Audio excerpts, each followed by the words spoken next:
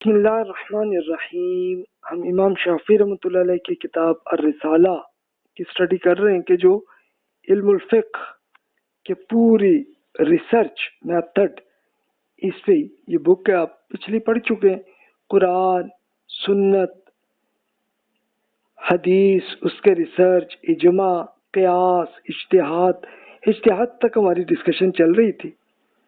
تو اس کی ڈسکشن میں آتے آتے پھر استحسان کا ٹاپک رہ گیا تھا. اب یہ دیکھیں یہ تیسرا چیپٹر ہے.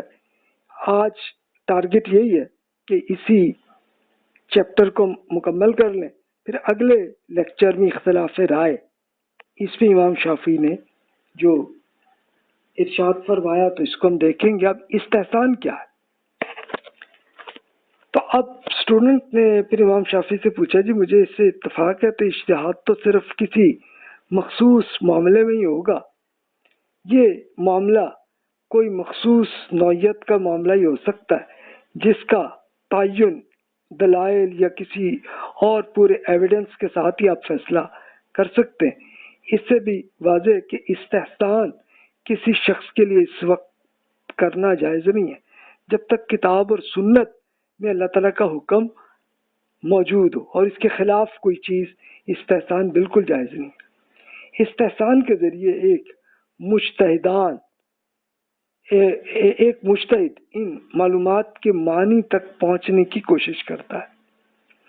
یہ اس طرح کا معاملہ ہے کہ جیسا اگر بیت اللہ نظروں سے اوجھل ہے تو اس کے لیے اس کی سمت کا کوشش کرتا ہے اور قیاس کرنے کی کوشش کرتا ہے. کسی کے لیے سوائے اجتہاد کے اور کوئی رستہ ہی نہیں ہے نا اس پہ. جیسا کہ آپ نے بیان کیا کہ اجتہاد حق بات تک پہنچنے کی کوشش کا نام ہے. تو یہی ہے. تو پھر قیاس کے بغیر استحسان کر سکتے ہیں کہ نہیں؟ اب یہ استحسان ہے کیا؟ اب دیکھیں پہلے امام شافعی بتاتے ہیں استحسان ہے کیا. وہ کہتے ہیں میرے نزدیک یہ بات کسی کے لیے درست نہیں ہے. صرف اہل علمی دینی معاملات میں کوئی رائے دے سکتے ہیں. یہ عام لوگوں کے لیے درست نہیں ہے. اہل علم بھی کوئی بات کتاب و سنت سے حاصل کردہ معلومات کی بنیاد پر ہی کرتے ہیں. اگر انہیں کتاب و سنت کی معلومات نہیں ہو تو پھر ان کے لیے کسی حکم پر، اللہ کے حکم پر قیاس کرنا ہوگا. اگر قیاس کو ترک کرنا درست ہو تو پھر اہل علم سے ہٹ کر کوئی بھی صاحب عقل استحسان کے ذریعے کسی معاملے میں سی بات کہہ سکتا ہے کہ جس میں کتاب و سنت کا کوئی حکم نہ ہو. بغیر کتاب و سنت کے حکم کے اور بغیر قیاس کے دینی معاملات میں کوئی بات کہہ دینا قیاس کے اصولوں کے مطابق جائز نہیں ہے اور یہ غلط چیز ہے. تب یہ دیکھیے استحسان دو نقطۂ نظر میں ایک کو پسند کرنا. استحسان کا سمپل مطلب ہے سلیکٹ کرنا، سلیکٹ کر کے جو بیسٹ لگے آپ کو. تو امام شافعی وہی بیان کرتے ہیں کہ جی عام آدمی کو تو بالکل ایسا نہیں کرنا چاہیے، بلکہ اس کے لیے ریسرچر کو چاہیے کہ اپنی پہلے قرآن سنت اس میں نہ اگر ملے جواب تو قیاس کریں گے. قیاس کی بیسس پہ ہو تو یہ بھی نہ ہو تو پھر لے جا کے آپ کریں، ورنہ تو استحسان کا مطلب کہ جو بھی جو بیسٹ آپ کو لگے وہی اچھا لگے وہ کر لیں. تو یہ تو آدمی پھر اپنے عمل کو چھوڑ کے بلکہ وہ کیا کرے گا کہ اپنی خواہش کی بیسس پہ ہی وہ عمل کرے گا. وہ اس لیے وہ غلط چیز ہے، نہ کریں. اور عام آدمی کو تو بالکل ہی نہیں کرنا چاہیے. ریسرچرز کو بھی اس میں اگر کرنا ہے تو بڑی مجبوری ہو تو کریں، ورنہ نہیں. اب اسٹوڈنٹ نے کہا جہاں تک کتاب اور سنت کا تعلق ہے تو وہ تو اجتہاد کے حق میں ہے. نبی کریم صلی اللہ علیہ وسلم نے خود اجتہاد کی اجازت بھی دی ہے.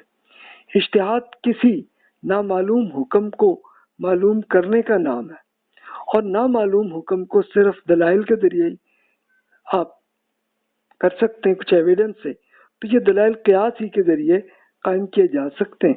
کیا آپ وضاحت کریں گے کہ قیاس اور اس کے دلائل سے کیا مراد ہے؟ امام شافعی نے کہا کہ کیا آپ اتفاق نہیں کریں گے کہ اگر ایک شخص غلطی سے دوسرے کے غلام انسان کو زخمی کر دے تو چونکہ اس نے دوسرے کا نقصان کیا تو اس وجہ سے اہل علم یہ فیصلہ کرتے ہیں کہ ایک تیسرا شخص مقرر کیا جائے جو نقصان کا تعین کرے. اب تیسرا کون ہوگا؟ کوئی جج ہوگا عدالت کا. خواہ زخمی ہونے والا غلام مرد ہو یا خاتون، وہ شخص مارکیٹ کے ریٹ کے مطابق نقصان کی قیمت کا تعین کرے گا.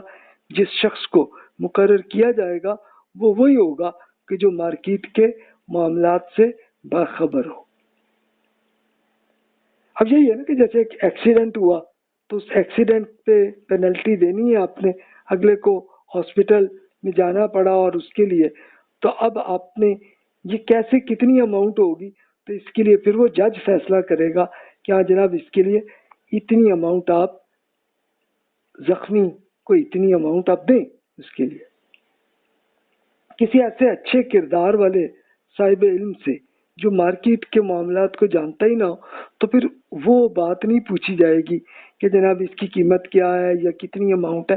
یہ سب چیزیں نہیں ہیں، بلکہ آپ ایسے یعنی جج کو کسی عام آدمی کسی سے نہیں پوچھے گا کہ جناب اس کی پینلٹی کتنی ہوگی یا کتنی اماؤنٹ ہوگی. اس کے لیے پھر ایک پراپر ہاسپٹل سے ڈاکٹر سے اسپیشل پوچھے گا نا وہ، یہ بات. تو اس لیے ایک استحسان تو ایک ذہنی تعیشی ہے، ایک طرح کی اپنی عیاشی ہے. تو یہ بالکل غلط حرکت ہے، یہ نہیں کرنی چاہیے. اچھا، استحسان میں حنفی اسکالرز اس کو درست کہتے ہیں، لیکن ان کے یہاں استحسان کا مطلب ڈیفرنٹ ہے. وہ استحسان اس کیس میں کہتے ہیں کہ جہاں وہ عدالت کا ایسا معاملہ چل رہا ہے جس کا دین سے کوئی معاملہ نہیں بلکہ ایک دنیاوی معاملہ ہے. تو اس کے لیے فار ایگزامپل کہ جیسے یہ ایک کیس بنا کہ پہلے زمانوں میں ٹریفک کا کوئی طریقہ نہیں ہوتا تھا کہ وہ رائٹ پہ ٹریفک چلے گی یا لیفٹ سے چلے گی، کیونکہ روڈ نہیں ہوتے تھے. لوگ اپنے گھوڑوں، گدوں، اونٹ جس پہ بھی جا رہے ہوتے تھے، وہ جدھر سے بھی جائے، وہ اگلا آ رہا ہے وہ جیسے آ رہا ہے تھوڑا احتیاط کر لیتے تھے اور گزر جاتے تھے ایک دوسرے سے. لیکن جب پھر سے یہ گاڑیاں بنی تو تب جا کے روڈز بنے، اور روڈز بننے میں پھر مسلمانوں میں یہ ایک سوال پیدا ہوا کہ یہ جناب ٹریفک رائٹ سے چلنی چاہیے یا لیفٹ سے چلنی چاہیے. اب یہ ہے نا، تو یہ استحسان ہے. تو یہ استحسان پھر پاکستان انڈیا کے اسکالرز نے وہی کیا کہ یہ انگریزوں نے لیفٹ سے ٹریفک چلانے کا کیا، تو چلو یار اس میں کوئی حرج بھی نہیں ہے، کوئی غلطی بھی نہیں ہے، کوئی معاملہ نہیں ہے. تو وہ لیفٹ سے ہی ٹریفک پاکستان انڈیا میں ایسی چلتی ہے نا. اچھا، لیکن جو عرب ممالک نے وہ کیا کہ امریکہ کی ٹریفک کو سمجھ کے انہی کے لحاظ پہ انہوں نے رائٹ سے ٹریفک کی ہوئی ہے. اب اس کے لیے پھر آپ دیکھتے ہیں کہ ڈرائیور خود لیفٹ پہ بیٹھا ہوتا ہے کیونکہ ٹریفک پہ رائٹ پہ وہ چلے گی نا تو وہ صحیح طرح چل رہی ہے. تو یہ استحسان کی مثال ہے کہ بھی اس کا کوئی دین سے کوئی معاملہ نہیں ہے بلکہ ایک دنیاوی معاملہ، تو اس میں تو حرج نہیں ہے. لیکن امام شافعی رحمۃ اللہ علیہ نے استحسان اس کی ہے کہ جو دینی معاملے میں استحسان کرنا غلط حرکت ہے، اس سے بچے. پھر اجتہاد اور قیاس کے طریقہ کار اب اگلا ٹاپک ہے کہ کیا چیز کیسے آپ نے اجتہاد کرنا ہے، قیاس کیا کرنا ہے، کیسے نہیں کرنا. اس کے لیے پھر امام شافعی بتاتے ہیں ایسے معاملات میں صرف ایسے عالم کو، اپنے ایک عالم، ایک ریسرچر کو اپنی رائے پیش کرنی چاہیے کہ وہ کتاب و سنت کے احکامات سے اچھی طرح واقف ہو. یعنی قرآن شروع سے آخر تک پورا پڑھا ہو. اچھا، وہ صرف ایک دفعہ پڑھنے سے نہیں یاد رہے گا بلکہ پوری طرح. اس کے لیے آپ اپنی یہ کریں کہ قرآن مجید میں جتنے احکامات ہیں ان سب کی آپ ایک لسٹ خود اب لکھ کے بنا لیں پوری کہ قرآن کے احکامات ہیں، اور پھر ان احکامات کی مشابہت تلاش کرنے میں عقل سے بھی کام کرتے جائیں. یعنی آپ مثلاً قرآن میں حکم ہے نماز کا، تو پھر آپ سنت میں دیکھیں کہ رسول اللہ صلی اللہ علیہ وسلم کیسے نماز پڑھتے تھے، اس کو بھی ویسے ہی آپ نوٹ کر لیں گے. اسی طرح زکوٰۃ کا بھی یہی معاملہ ہے، ایسے ہی ہر طرح کے اور احکامات ہیں جو. تو پھر یعنی آپ اب ریسرچر بن گئے تو اس طرح آپ یہ کام کریں گے. ورنہ ظاہر ہے کہ اگر آپ کامن آدمی ہیں تو پھر آپ کو یہ اجتہاد نہیں کرنا چاہیے. یہ پھر ریسرچرز نے جو اجتہاد کیا اس میں سے آپ کو جو درست لگے تو ویسے اس پہ عمل کریں. تو پھر عالم کو صرف علم کی بنیاد پر ہی بات کرنی چاہیے، علم یعنی کتاب و سنت کی کسی حکم سے صحیح دلائل قائم کر کے قیاس کا کرنا حاصل کرنا چاہیے۔ ایک صاحب علم کو یا تو کتاب و سنت کے احکام کی پیروی کرنی چاہیے یا پھر ان پر قیاس کرنا چاہیے۔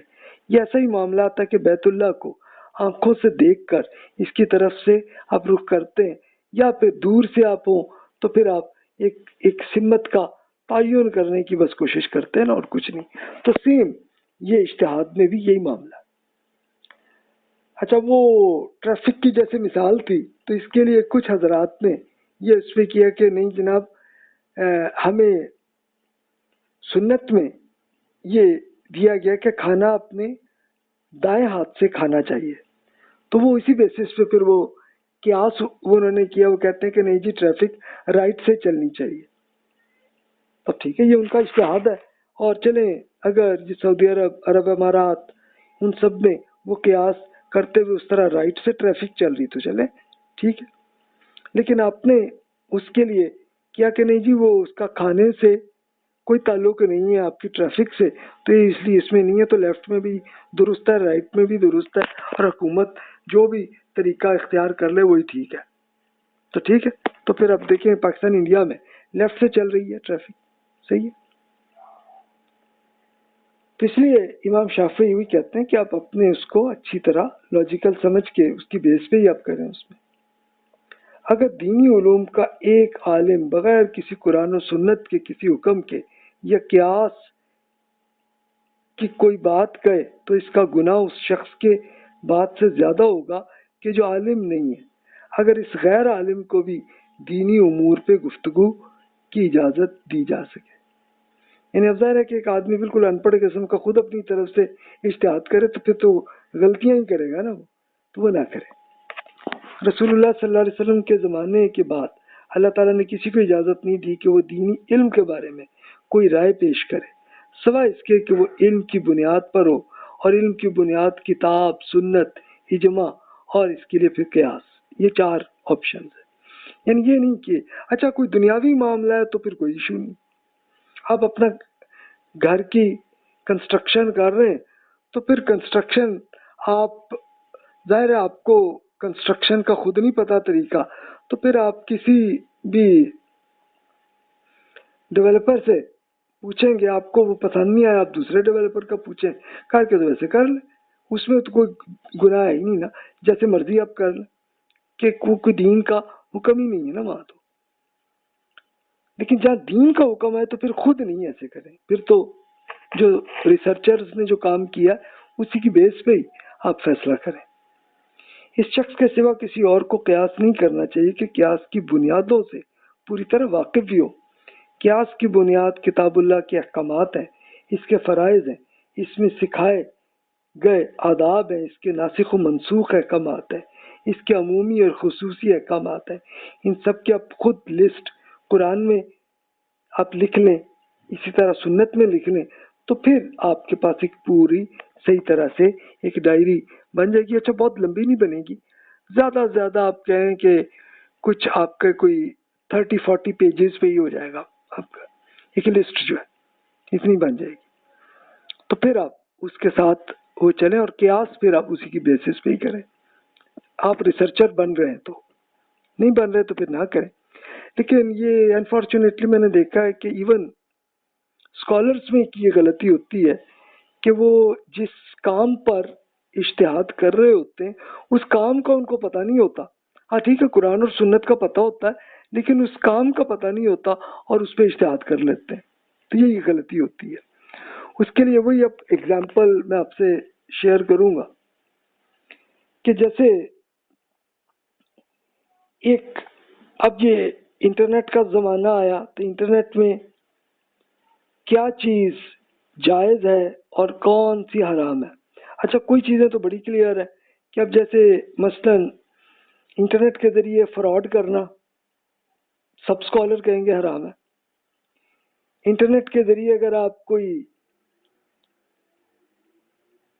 اسکیم کر کے آپ کسی کے سافٹ ویئر کو تباہ کریں گے، سب اسکالر اس کو حرام ہی کہیں گے، اس لیے کہ آپ اگلوں کی چیز کو خواہ آپ ڈیمیج کر رہے ہیں، یہ نہ کریں آپ۔ تو اس کے لیے پھر ضروری ہے کہ اس اسکالر کو انٹرنیٹ کا بھی پتا ہونا کہ یہ کیا ہے۔ اچھا، ایک بہت ساری غلطیاں آئی ہیں بینکنگ کے معاملے میں جس میں اسلامک بینکنگ کہتے ہیں۔ تو اسلامک بینکنگ میں اب وہ ریسرچر یہ نہیں سوچتے کہ یار یہ ٹرانزیکشن کی نوعیت کیا ہے، یہ کیا ہے، اور یہ واقعی کوئی انٹرسٹ یا جوا سے متعلق کوئی چیز ہے یا کچھ اور، وہ بغیر سوچے اس میں ٹھیک ہے جی وہ بینک نے کہہ دیا کہ یہ سود نہیں ہے تو چلو جی جائز ہے۔ نہیں، ایسے نہ کریں، بلکہ اچھی طرح سے اس ٹرانزیکشنز کو، بلکہ آپ کو اصل میں اکنامکس اور فائنانس یہ آپ کو پورا علم سیکھنا چاہیے، پھر لے جا کے آپ اجتہاد کریں، ایسے نہ کریں، ورنہ تو آپ ظاہر ہے کہ غلطیاں اس میں کریں گے۔ اچھا، کوئی شخص قیاس کرنے کا اہل اس وقت تک نہیں ہے جب تک وہ سنت اسلاف کے نقطہ نظر، اسلاف کون ہے؟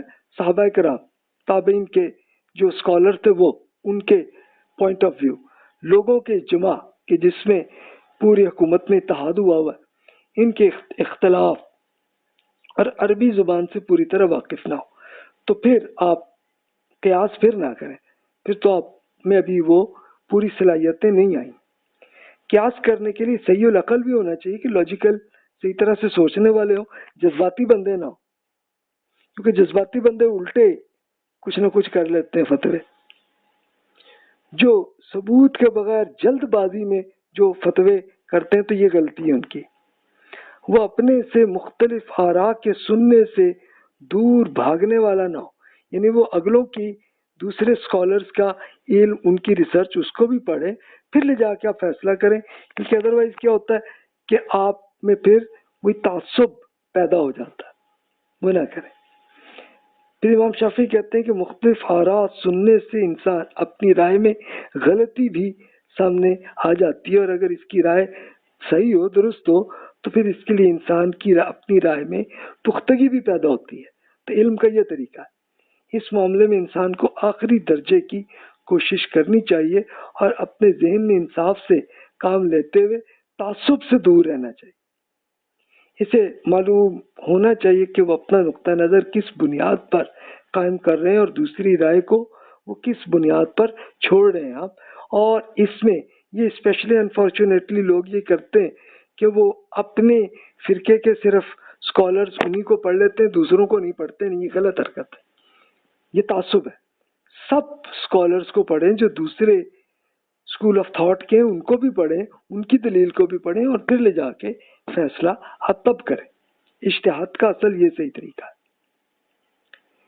انسان کا جھکاؤ ایک رائے کی طرف زیادہ نہیں ہونا چاہیے، یہاں تک کہ اسے یہ علم نہ ہو جائے کہ وہ جو رائے اختیار کرنے والا ہے تو کسی وجہ سے دوسری رائے جس سے وہ ترک کر رہا ہے تو اسے زیادہ مضبوط ہو، یعنی وہ اس لیے ایک تعصب ہے کہ وہ جناب نہیں کہ وہ دوسرے فرقے کا ہے، اسے تو سننا بھی نہیں ہم نے، یا سن بھی لیا تو بس اس پہ ایک طرح کی ہم نے ایک طرح کی ان پہ تنقید ہی کرنی ہے، ہم نے ان پہ ماننا نہیں ہے۔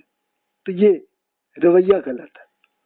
جو شخص پورے عقل رکھتا ہے لیکن جیسا کہ میں نے عرض کیا کہ وہ علم نہ رکھتا ہو، اس کے لیے قیاس کرنا جائز نہیں ہے۔ اس کی وجہ یہ ہے کہ وہ اس بات کو نہیں جانتا کہ جس کے بارے میں وہ قیاس کر رہے ہیں۔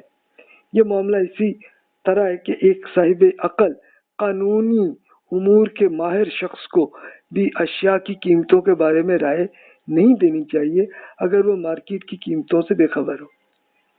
جب دیکھیں وہی میں نے جو مثال دی کہ جسے وہ اسلامک بینکنگ میں بالکل جائز قرار دے دیتے ہیں، لیکن کہ بس ہی وہ بینک والوں نے کہہ دیا یہ سود نہیں ہے تو بس یہ جائز ہے، نہیں جی، آپ پہلے وہ ٹرانزیکشن دیکھیں کہ بینک کو انویسٹ کہاں کر رہے ہیں اور وہاں سے آمدنی کہاں سے آ رہی ہے، کس بیس پہ آ رہی ہے، پھر لے جا کے آپ اس میں فیصلہ کریں۔ یعنی یہ نہیں کہ آپ بغیر سوچے سمجھے اگلے نے جو کہا تو اس کو مان لیا، نہیں جی۔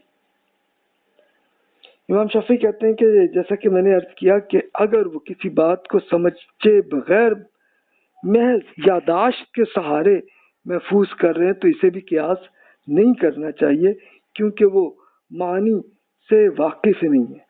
اگر ایسا شخص جس کی یادداشت اچھی ہے لیکن اس کی عقل میں کمی ہے، یا وہ عربی زبان سے اچھی طرح واقف نہیں ہے، تو اس کے لیے قیاس کا استعمال بھی درست نہیں ہے، کیونکہ وہ ان آلات یعنی ٹولز جو آپ کی عقل اور عربی زبان کو صحیح طرح استعمال نہیں کرتے جن کی قیاس میں ضرورت پڑتی ہے۔ اب ظاہر ہے کہ وہ علم آپ کو معلوم نہیں ہے، تو پھر اب امام شافعی نے تو یہاں پہ عقل اور عربی زبان تک کہا، لیکن میں اس میں کہوں گا کہ آپ مزید آپ اس کے ساتھ اکنامکس، فائنینس، مارکیٹنگ اور آپ کے یہاں سوشل سائنسز کے بہت سارے علوم آپ کو سیکھنے چاہیے، پھر آپ کو قیاس کرنا چاہیے، کیونکہ اس کی اصل سچویشن آپ کو پتہ نہیں ہوگی، لیکن اس کے لیے الٹی کچھ نہ کچھ آپ فتویٰ کر بیٹھیں گے۔ اور فتویٰ بیسیکلی کیا ہوتا ہے کہ وہ ایک اسکالر کا اجتہاد ہوتا ہے، وہی بات۔ ہاں اگر وہ خود اپنے فتوے کے اندر وہ بتا دیں قرآن میں ہے یہ لکھی ہوئی بات ہے یا حدیث میں ہے تو یہ بات ہے، تو چلو پھر تو پتہ چلا کہ قرآن اور سنت میں ہی جواب مل گیا، ٹھیک ہے۔ لیکن اگر اجتہاد ہے تو پھر اجتہاد میں آپ ان چیزوں کو ایسے دیکھیں۔ اسٹوڈنٹ نے کہا کہ ابھی آپ اس کی کوئی مثالیں دیں قرآن اور سنت سے، تاکہ ہمیں ایک پورا کلیئر ہو جائے نا کہ قیاس کیسے ہوتے ہیں۔ تو امام شافعی رحمۃ اللہ علیہ نے اس پہ وہ اگزامپلز دیں کہ اللہ تعالیٰ اور اس کے رسول صلی اللہ علیہ وسلم کے ہر حکم میں اس بات کی دلیل ملتی ہے۔ ایسا بھی ہوتا ہے کہ کبھی اللہ اور اس کے رسول صلی اللہ علیہ وسلم کے دیگر احکام سے ہم کوئی بات اخذ کر لیتے ہیں جو اس سے معنی میں ملتا جلتا ہو۔ اگر کوئی ایسا معاملہ ہے تو اس میں کوئی صریح حکم نہ ہو تو پھر اس سے مشابہ کسی حکم کی بنیاد پر احکام اخذ کیے جاتے ہیں۔ اب قیاس کی کئی اقسام ہیں، اس میں ایک لفظ قیاس کا اطلاق ہے، یعنی امپلیکیشنز میں یہ فرق ہے آ جاتا ہے۔ ان میں سے سب سے زیادہ مضبوط قیاس یہ ہوتا ہے کہ اللہ تعالیٰ نے اپنی کتاب میں اور رسول اللہ صلی اللہ علیہ وسلم نے کسی چھوٹی چیز کو حرام قرار دیا، اس پر قیاس کرتے ہوئے کوئی ایسی چیز جو بڑی ہو لیکن اس حرام چھوٹی چیز سے مشابہت رکھتی ہو، اسے بھی حرام قرار دیا جائے گا۔ اسی طرح اگر کسی چھوٹی چیز کے حلال ہونے کے باعث اسے اچھا قرار دیا جائے گا تو جو چیز اس کی نسبت بڑی ہے تو وہ اس کے قلیل سے مشابہ ہے تو وہ اس سے بھی زیادہ اچھا قرار دیا جائے گا۔ اس کے لیے پھر اسٹوڈنٹ کہتے ہیں جب آپ ایگزامپل دیں نا وہاں سے ہمیں یہ کلیئر ہو بات، یہ بڑی چھوٹی چیزوں سے کیسے آپ قیاس کریں گے۔ امام شافعی کہتے ہیں کہ رسول اللہ صلی اللہ علیہ وسلم کا ارشاد ہے کہ اللہ تعالیٰ نے مومن کے مال اور جان کو حرام قرار دیا ہے، اور اس بات کو بھی حرام قرار دیا ہے کہ مومن کے بارے میں اچھے گمان کے علاوہ کوئی اور برا گمان رکھا جائے۔ جب کسی شخص کے بارے میں بدگمانی کو حرام قرار دیا تو بدگمانی سے بڑی منفی چیز بھی حرام ہوگی، یعنی جیسے تہمت ہے۔ اب بدگمانی کیا ہے کہ آپ اگلے کے بارے میں سوچنا کہ یار وہ غلط حرکتیں کرتا ہے یا غلط ہے وہ، تو پھر اس سے آگے آپ تہمت لگا دیں۔ تہمت کا مطلب ہے کہ جا کے لوگوں میں پروپیگنڈا کر کے اعلان کر لیں، وہ زیادہ بڑا گناہ ہوگا وہ۔ یہ ایگزامپل ہے۔ اس طرح رسول اللہ صلی اللہ علیہ وسلم نے مال اور جان کو حرام قرار دیا، یعنی آپ کسی انسان سے آپ مال نہیں چھین سکتے اور کسی کی جان کو قتل نہیں کر سکتے آپ۔ اب اس سے چھوٹی ایگزامپل یہ ہے کہ جیسے آپ نے قتل نہیں کیا لیکن غلطی سے قتل ہو گیا، مثلا آپ کی ٹریفک میں کوئی زخمی ہو گیا یا فوت ہو گیا، تو اس کے لیے اللہ تعالیٰ نے اس کا تو جواب بھی دے دیا کہ نہیں جی اس کے لیے پھر پینلٹی آپ دیں، وہ اس کے لیے فائنینشلی آپ ان صاحب کو اگر زندہ ہے تو ان کو دیں، ورنہ پھر ان کی فیملی کو آپ وہ اتنی اماؤنٹ دیں۔ آپ کتنی دیں؟ تو رسول اللہ صلی اللہ علیہ وسلم نے اپنے زمانے میں اس کے لیے پھر اونٹ کے حساب سے آپ نے کیا کیلکولیٹ کہ اگر اتنی انگلی اگر ہاتھ کٹ گیا تو اس پہ اتنے اونٹ دیں، اس پہ اتنے۔ تو آج کل آپ فائنینشیل اپنی اکانومی کے لحاظ سے آپ اجتہاد کر سکتے ہیں۔ پھر امام شافعی مزید اگزامپل دیتے ہیں، اللہ تعالیٰ کا ارشاد ہے فَمَن يَعْمَلْ مِثْقَالَ ذَرَّةٍ خَيْرًا يَرَهُ وَمَن يَعْمَلْ مِثْقَالَ ذَرَّةٍ شَرًّا يَرَهُ، جس نے ایک ذرے کے برابر بھی نیکی کی ہوگی تو اللہ اسے دیکھ لے گا، اور جس نے ایک ذرے کے برابر بھی برائی کی ہوگی تو وہ اسے دیکھ لے گا، یعنی اس کا پھر فائنل جو بھی بدلہ اس کو اللہ تعالیٰ دے گا۔ چھوٹی بھی نیکی ہوگی تو اللہ تعالیٰ اس کا بھی اجر دے گا، اور چھوٹی سی برائی کی ہے تو اس کا بھی سزا جو بھی جیسی چھوٹی موٹی سزا جو بھی ملی تو ملے گی وہ۔ تو اس لیے اس کا ہے۔ ہاں لیکن اللہ نے یہ ضرور بتا دیا کہ برائی کی پھر سمجھ آ گئی تو پھر توبہ کر لیں تو وہ زیرو ہو جاتی ہے آپ کی۔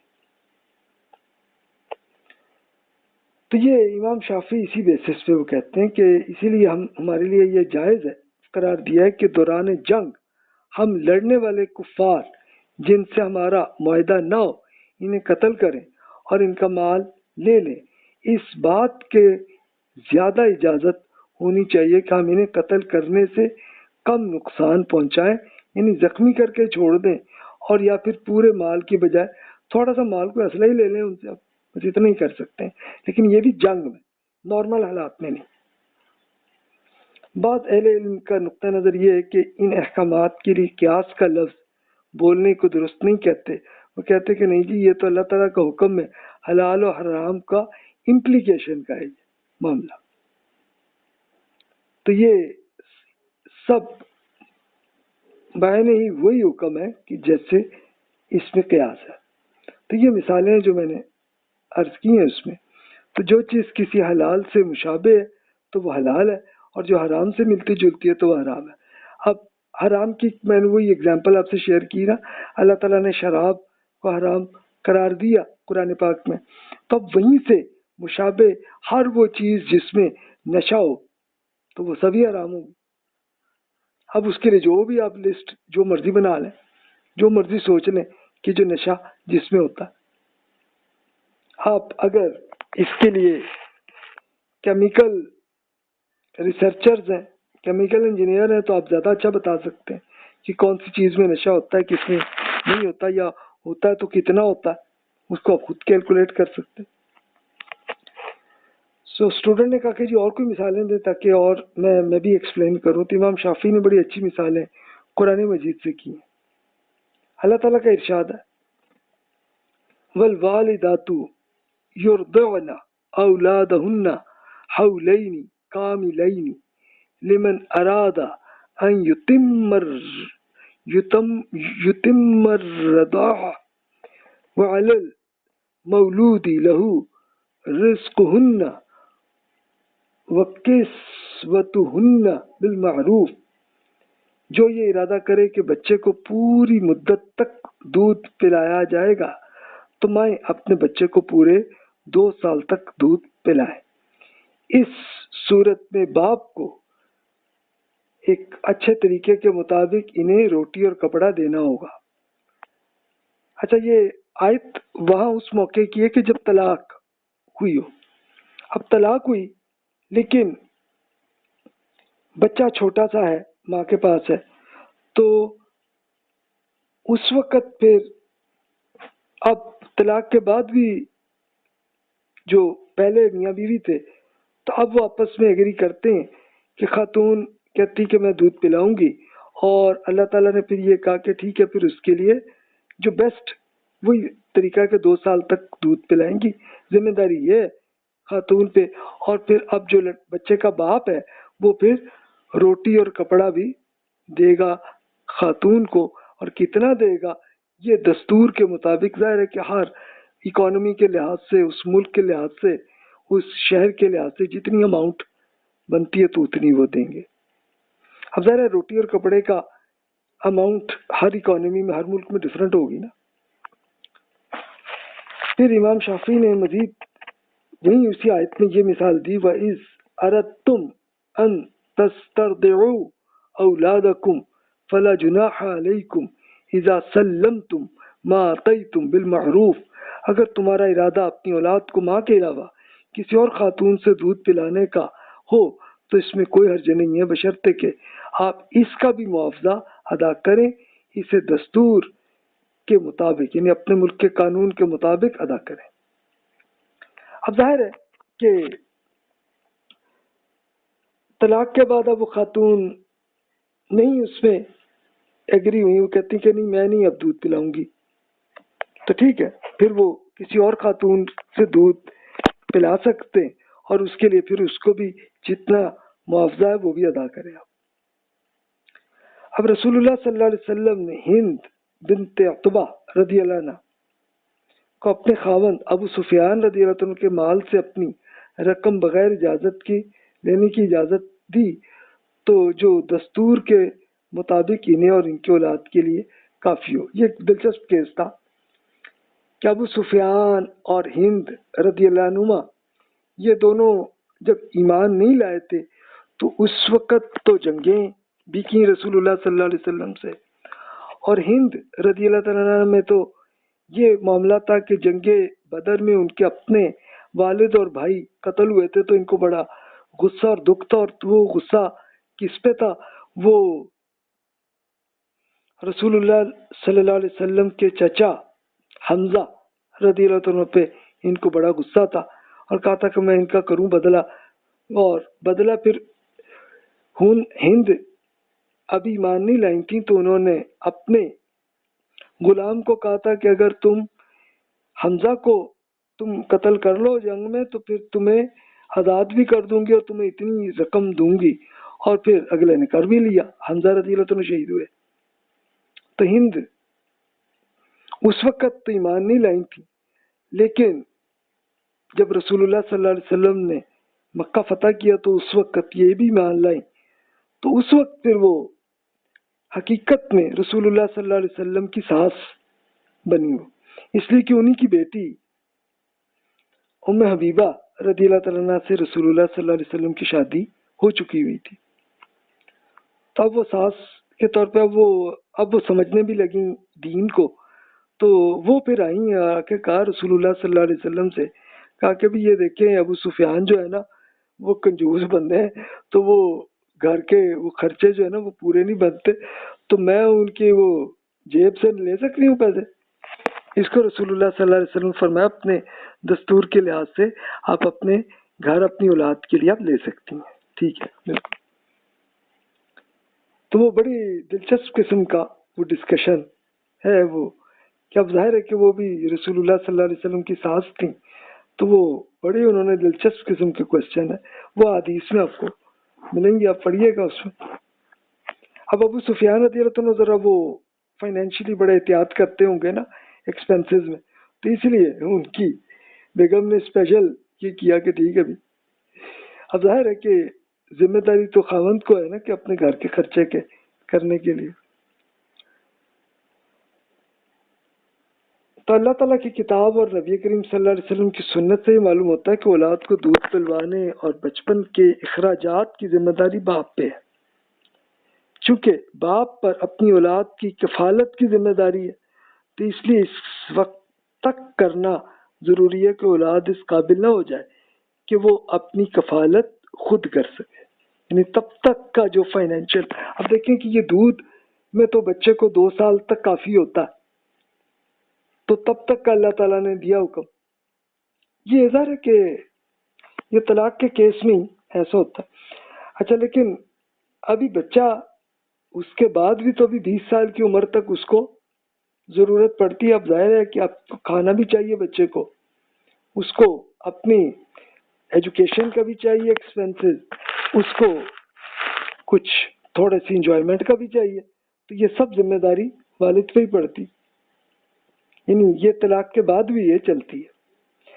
اچھا اگر یہ ہوا معاملہ کہ خاتون نے یہی طے کیا کہ میں ہی اپنے بچے کو پرورش میں ہی کروں گی اور خرچے کی ذمہ داری میں ہی لوں گی، تو وہ کریں، لیکن پھر باپ کو پھر بھی چاہیے کہ اپنے بیٹے کے لیے کچھ نہ کچھ تو خرچہ ضرور دیتا جائے نا اس لحاظ سے۔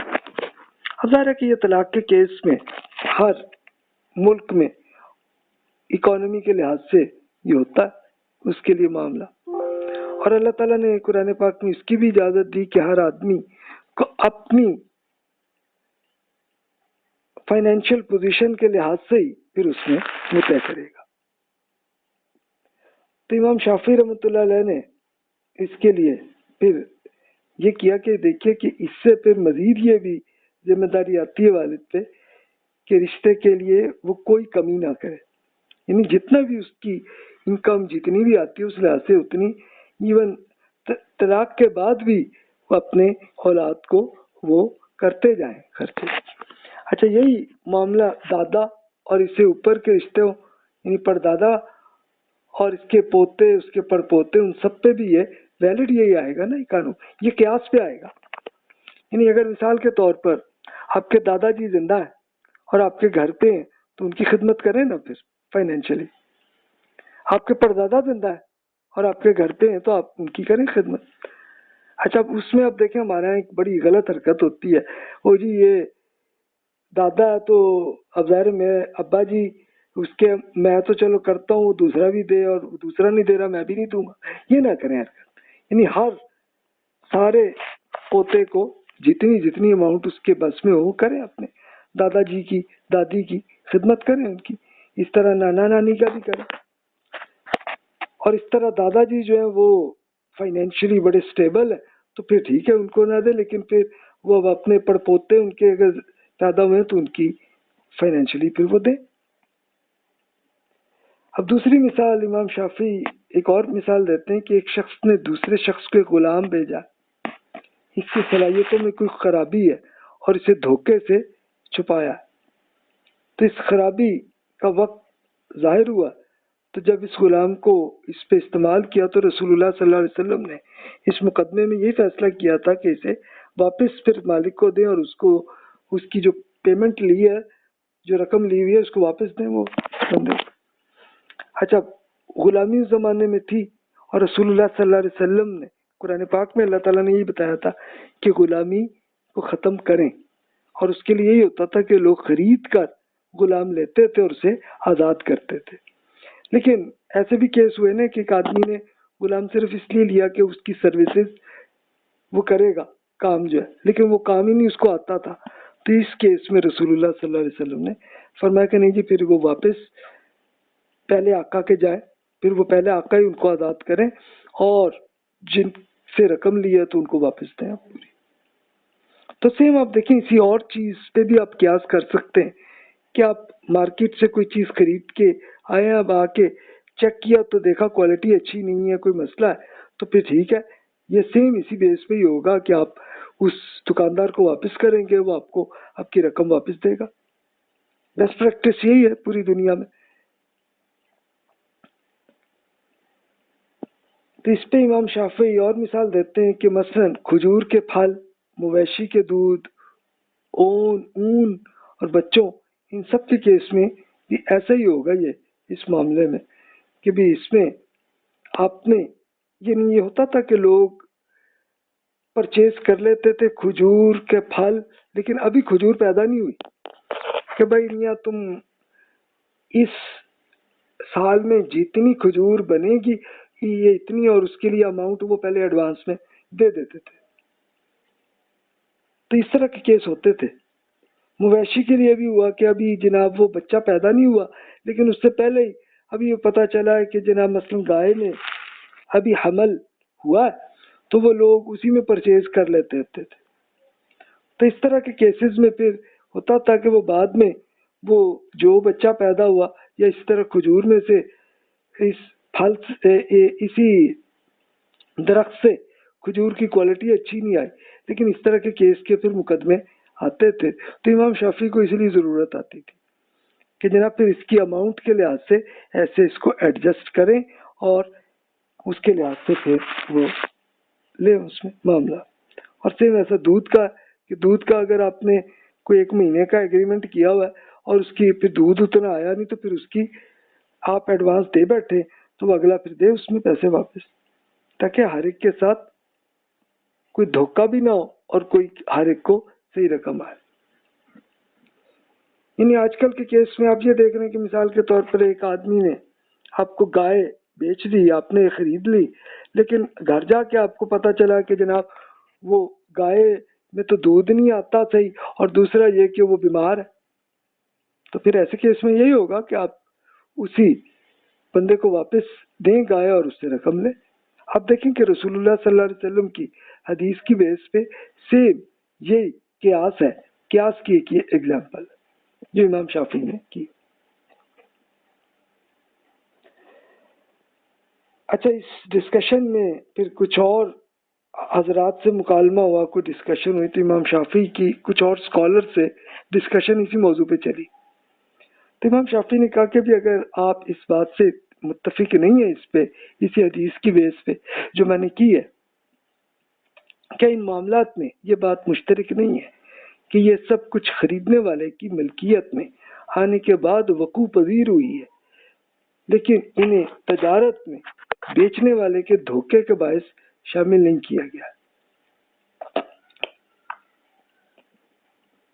یعنی اب ظاہر ہے کہ وہ اسکالرز نے یہی امام شافعی سے یہ چلی نا بات کہ جناب پھر آپ اس میں، اب دوسرے اسکالر کا ہاں جی لیکن اس میں فرق اس میں یہ آتا ہے نا، کھجور کے درخت کا پھل بذات خود اس کے وجود میں ہی پیدا ہوا، یہی معاملہ مویشی کے بچوں کا، تو ان سب چیزوں پہ پھر یہ اماؤنٹ کو آپ کیوں کر رہے ہیں؟ اس لیے کہ ظاہر ہے کہ جس آدمی نے وہ ایک پورے درخت کا ایک معاہدہ کر لیا کہ 1 سال تک کہ میں لوں گا، اچھا اب امید یہ تھی کہ اچھے کھجور نکلے گی، بعد میں نہیں نکلی، تو اس میں اب اگلے جو پہلا اونر تھا اس کا کوئی قصور تو کوئی نہیں ہے نا، یہ اس کو اب حمل کے بعد گائے میں جو بچہ تھا وہ بچہ بعد میں کیسا پیدا ہوا اس کو نہیں پتا تھا، تو اس کا قصور تو نہیں ہے نا پھر، تو آپ کیوں کہہ رہے ہیں کہ بھی اس کے اماؤنٹ واپس کرے اور سب کچھ؟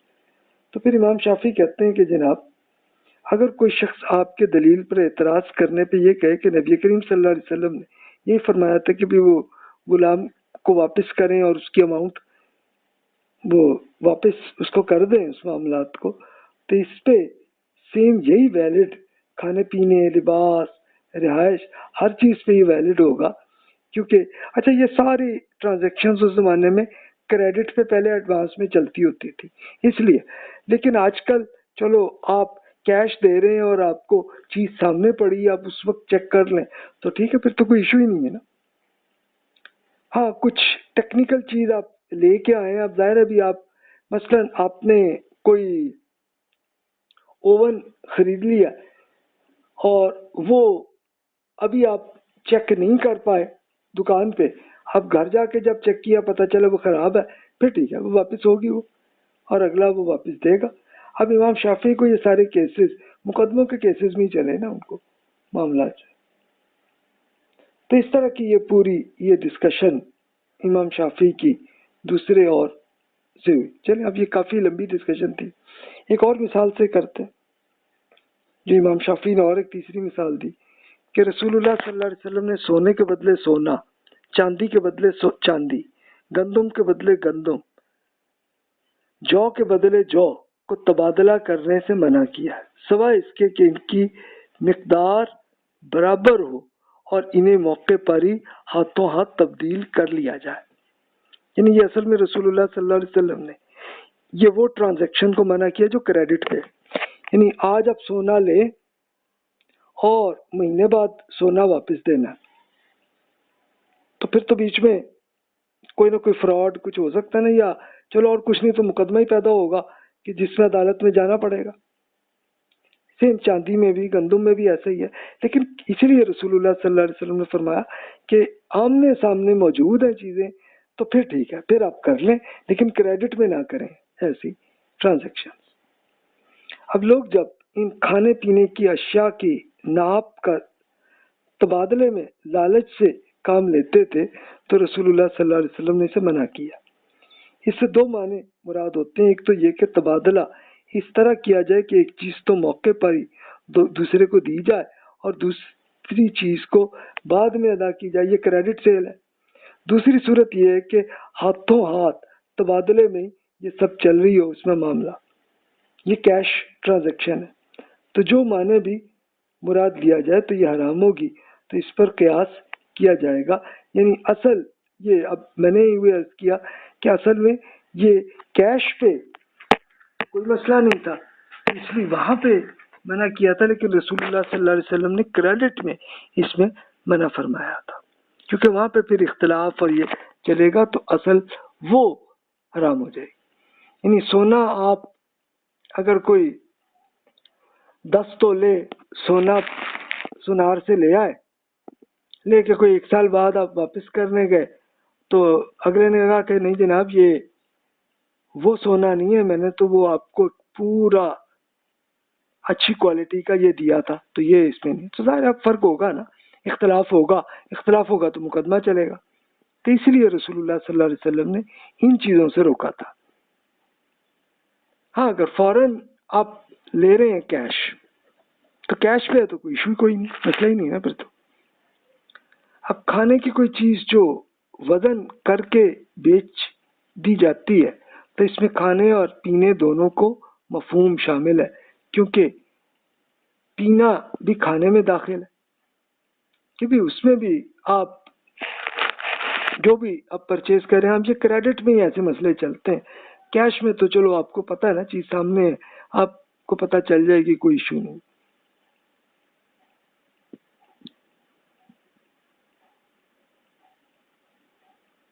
अच्छा, ये मैंने इसमें अर्ज कर दिया आपकी एक्सप्लेनेशन के लिए कि रसूलुल्लाह सल्लल्लाहु अलैहि वसल्लम के ज़माने में अशिया का पैमाइश 3 तरीके थे।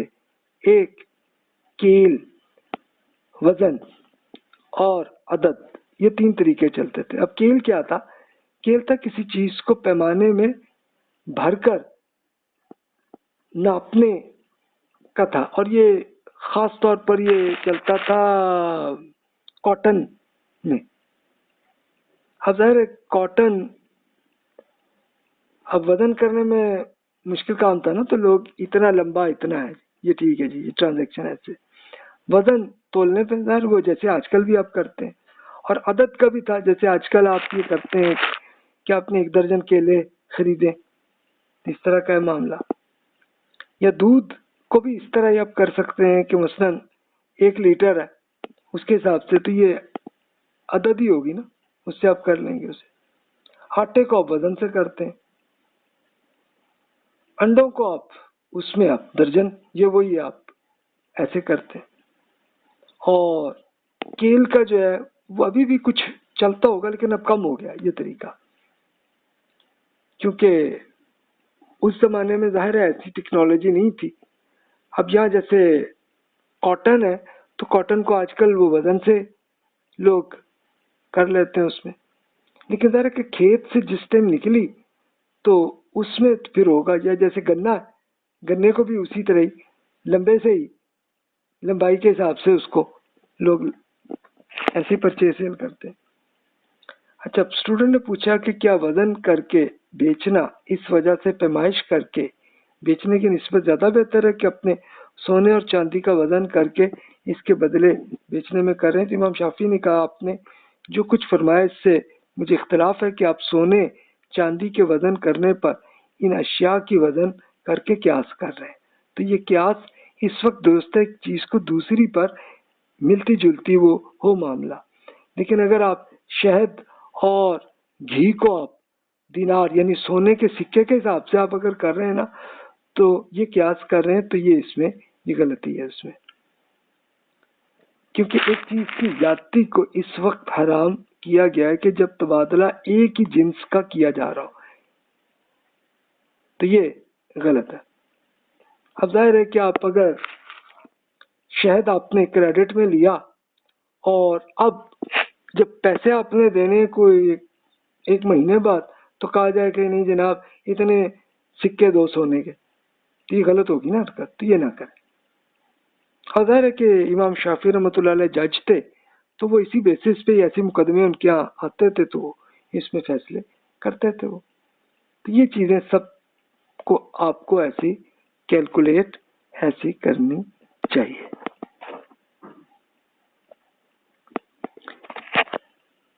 अच्छा, वो मैंने वो मिसाल आपसे शेयर की केले की, कि जैसे ये पंजाब में आमतौर पर दर्जन में केले वो चलते हैं, लेकिन सऊदी अरब में ये वजन से ही वो करते हैं उसके लिए। तो जाहिर है कि हर मुल्क में अपना एक कल्चर जो है वो चल रहा होता है, या इवन एक मुल्क के अंदर एक हर शहर में डिफरेंट होते हैं तरीके। तो फिर जो तरीका है तो उसके लिहाज से कि सही तरीके से जो प्राइस है वो, और ये कैश में तो कोई इतना मसला नहीं होता, लेकिन क्रेडिट के अंदर मसले चलते हैं। اچھا، اسٹوڈنٹ نے اب یہ پوچھا کہ جناب آپ یہ دینار کے درہم کے بدلے تبادلے کے بارے میں آپ کیا کہیں گے؟ امام شافعی نے کہا ان کا ادھار یعنی وہی کریڈٹ تبادلہ بھی اس میں ناجائز ہے، کیونکہ اس میں کھانے پینے کی کوئی کسی چیز کا قیاس یہاں پہ کرنا غلط ہوگا آپ کا. آپ قیاس پھر اس میں کریں. دینار کیا سونے کے سکے ہیں نا، اور سونے کے سکے اچھا وہ سکے ہر بادشاہ اپنے اپنے نئے بناتے ہیں اور اس کی پھر وزن بھی فرق ہو سکتا ہے اور کوالٹی میں بھی فرق ہو سکتا ہے سونے کی، تو یہ غلط ہے اس میں. تو اسٹوڈنٹ نے کہا کہ دینار کے درہم کے بدلے تبادلے میں کیا فرق ہے؟ شافعی نے کہا کہ بھی آپ اس معاملے میں واقف نہیں ہوں میں کہ درہم اور دینار کے بدلے کھانے پینے کی اشیاء خواہ وہ ناپ کر بیچ رہی ہوں یا تول کے، اس کے ادھار تبادلے کو جائز میں نہیں سمجھتا اسے. یعنی یہ اصل میں وہی کیش میں وہ دے رہے ہیں تو کوئی ایشو نہیں، لیکن کریڈٹ میں وہ پھر چلے گا نا مسئلہ. یعنی وہ ظاہر ہے کہ وہ اگر آج آپ نے گندم چاول بڑی اماؤنٹ لے لی کریڈٹ میں اور وہ کچھ مہینے بعد آپ سونے کے چاندی کے سکے آپ دے رہے ہیں تو اس کی کوالٹی جو ہے اس میں فرق ہو سکتا ہے، تو اس میں پھر اختلاف ہوگا، مقدمے چلے جائیں گے. تو اس لیے امام شافعی ان چیزوں کو روک رہے ہیں کہ بھی اس میں ایک دوسرے پہ فراڈ بھی ہو سکتا ہے، یہ چیزیں نہیں درست نہیں ہیں اس میں. اچھا، ایک اور مثال امام شافعی اور دلچسپ کرتے ہیں بیان. کہتے ہیں کہ عام اہل علم اس نقطہ نظر کے حامل ہیں کہ رسول اللہ صلی اللہ علیہ وسلم نے آزاد مسلمان کو غلطی سے قتل کر دینے کے مقدمے میں 100 اونٹ کے جرمانے کا فیصلہ فرمایا تھا، جو قتل کرنے والے کے عاقلہ کو ادا کرنا تھا. عاقلہ کون تھا؟ کہ جو بھی اس آدمی سے کی غلطی سے قتل ہوا تو اس آدمی کا یعنی قاتل کے جتنی فیملی اس کا قبیلہ وہ عاقلہ بنتا تھا. تو یہ ادائیگی 3 متعین سالوں میں برابر قسطوں میں ادا کی جاتی تھی، کیونکہ عرب کلچر میں یہ 100 اونٹ ہی سب سے مہنگی چیز ہوتی تھی اور وہ 100 اونٹ کا مطلب بہت بڑی اماؤنٹ تھی. تو اس فیصلے سے بہت سے مسائل قیاس کے ذریعے اخذ ہوئے، اس کو امام شافعی بیان کرتے ہیں. اچھا، اب یہ آپ کے ہاں یہ مسئلہ ہوگا عقلہ، اب کیا ہوگا یعنی، اور پھر آپ یہ دیکھیں کہ اس زمانے کے جو اونٹ ہوتے تھے اس کی پرائس کچھ اور تھی، اب کچھ اور ہے، اور ہر ملک میں ڈیفرنٹ ہوگی. اب کیا کریں؟ یہ اب سوال آج کل کے زمانے میں آ جائے گا نا. اور پھر عقلہ میں آئے گا کہ اب ظاہر ہے کہ ایک آدمی نے غلطی ہو گئی، اس سے قتل ہو گیا یا زخمی ہو گیا بندہ، تو اب اس آدمی کے پاس کوئی اماؤنٹ ہی نہیں ہے، بہت ہی غریب آدمی ہے، تو پھر عاقلہ کون بنے گا؟ یعنی پہلے زمانے میں تو چلو وہ تھا نا کہ پورا قبیلہ مل کے وہ پیمنٹ کر دیتے تھے، اب کیسے کریں گے؟ تو اس کے لیے آج کل کہ جیسے یہ چل گیا ہے کہ تھرڈ پارٹی لائبلٹی انشورنس ہے، وہ عاقلہ بن جاتی، یعنی خود انشورنس کمپنی اماؤنٹ پے کرے گی. یہ اسپیشلی یہ ٹریفک ایکسیڈنٹس کے بارے میں یہ پورا جو معاملہ اس میں چلتا ہے، تو ان سب کے کیس میں پھر وہ انشورنس کمپنی پے کرتی ہے، وہی عاقلہ بن جاتی ہے. تو ظاہر ہے ہر علاقے میں، ہر ملک میں اور ہر ٹائم میں یہ عاقلہ ڈفرینٹ ہوتے ہیں.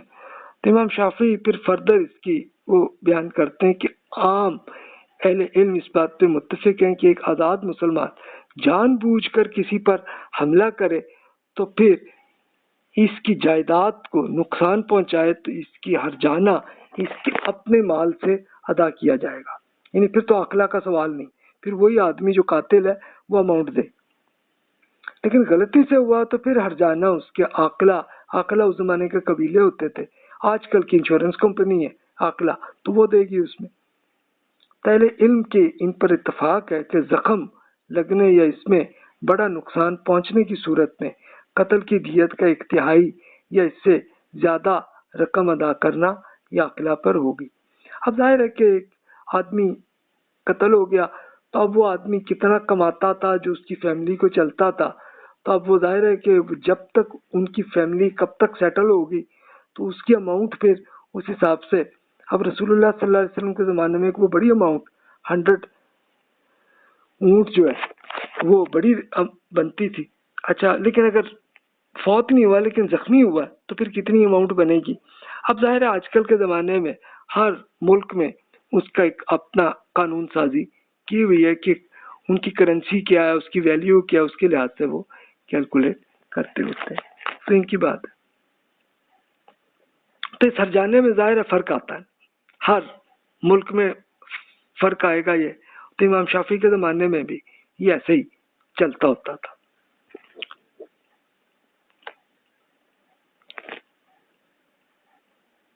تو یہ عاقلہ کا کیس جو ہے میں نے وہ کیا. باقی آپ تفصیل سے پڑھ لیجئے امام شافعی نے اور کیا کیا اس میں فرمایا تھا.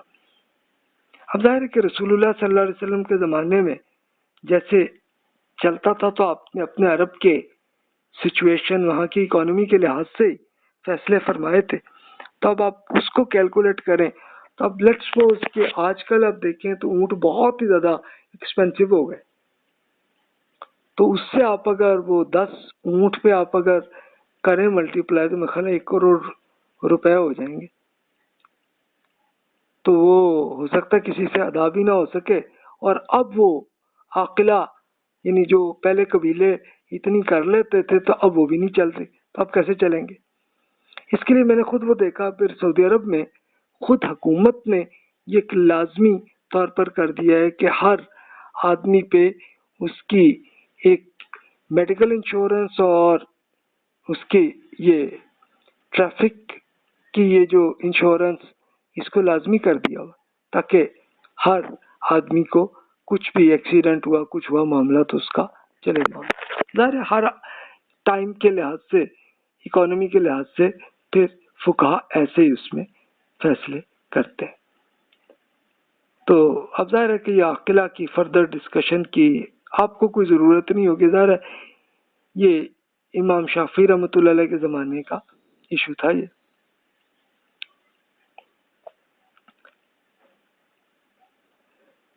اچھا، ایک اسٹوڈنٹ نے اس میں یہ پوچھا کہ یہ جناب آپ یہ بتائیں کہ آپ کے استاد امام مالک رحمۃ اللہ علیہ وہ اہل مدینہ کا اتفاق رائے کو وہ بہت اہمیت دیتے تھے، اس کے عمل کو، اس کو عمل مدینہ کہتے تھے.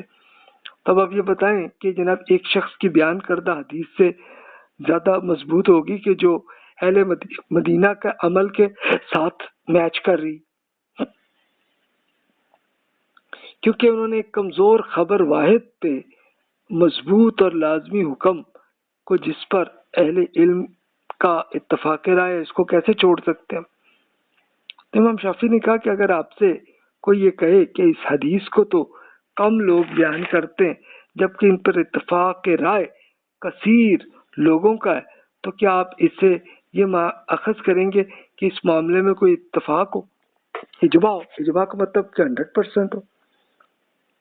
اسٹوڈنٹ نے کہا اچھا، یہ اصل میں اسٹوڈنٹ کا سوال یہی تھا کہ بھی اب مدینہ کے ہاں جو عمل جاری ہے اور حدیث میں اس سے کوئی الٹی بات ہے تو پھر کیا یہ اس حدیث کو ہم چھوڑ دیں گے؟ کیونکہ 200 سال گزرے تو اہل مدینہ کے لوگوں کا عمل جو ہے وہ وہی رہا کہ جو رسول اللہ صلی اللہ علیہ وسلم کے عمل میں تھا. امام شافعی اس میں پھر یہ کہتے ہیں کہ جناب آپ اس میں اجماع کیسے کہہ رہے ہیں؟ نہ تو میں اور نہ ہی کوئی اور عالم یہ کہے گا کہ اس میں کوئی اتفاق رائے ہے، بلکہ یہ تو مدینہ کا ایک عمل ہے نا.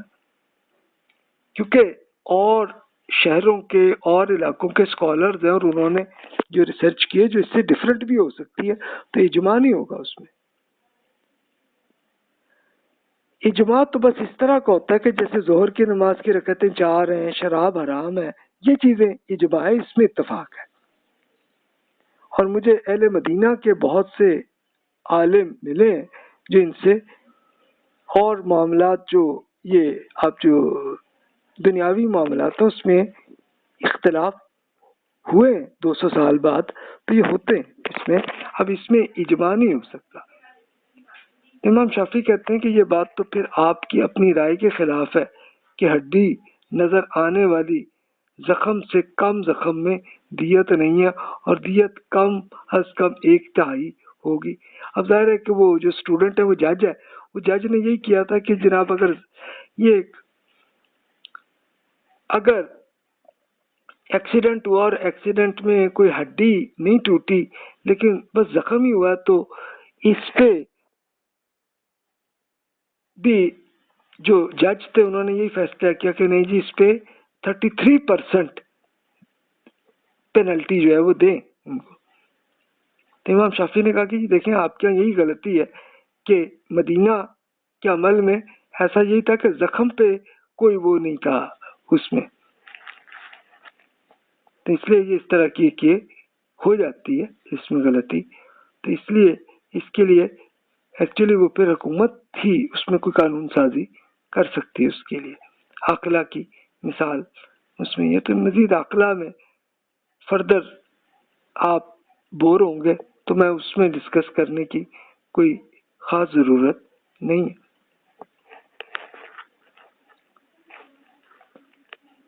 پھر امام شافعی رحمۃ اللہ علیہ کے زمانے میں وہ غلام خریدتے بھی تھے بیچتے بھی تھے، اس کا چلتا تھا سلسلہ، ظاہر اس کو اب ہمارے زمانے میں ویلڈ ہی نہیں ہے تو ہمیں اس کو پوری ڈسکشن کی پڑھنے کی ضرورت نہیں۔ ہاں آپ اگر پڑھنا چاہیں تو ضرور اسی بک میں ان کی پڑھ لیں۔ تو اس طرح کی ایگزامپل سے امام شافعی رحمۃ اللہ علیہ نے اسی کی بیسس پہ یہ پورا ایگزامپل ہی اس میں انہوں نے یہ کہ قیاس ایسے اجتہاد اس طریقے پہ ہونا چاہیے۔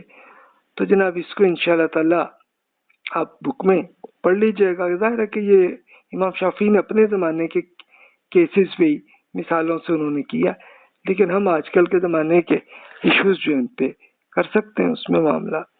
اچھا چلیں یہ اینڈ پہ میں وہ طلاق کا ایک دلچسپ کیس ہے وہ آپ کے لیے انٹرسٹڈ ہوگا۔ امام شافعی نے کہا کہ ایک خاتون کو اپنے خاوند کی وفات کی خبر آئے تو یہ خبر سننے کے بعد عدت پوری کرے اور پھر دوسری شادی کر لے۔ اب اگر پہلا خاوند جو در حقیقت زندہ تھا وہ آ جائے تو دوسرے خاوند سے اس کی شادی کو بغیر طلاق کے کینسل کیا جائے گا، اسے کیا کریں؟ اس میں حق مہر خاتون ہی کا ہوگا، اسے دوبارہ عدت گزارنی ہوگی۔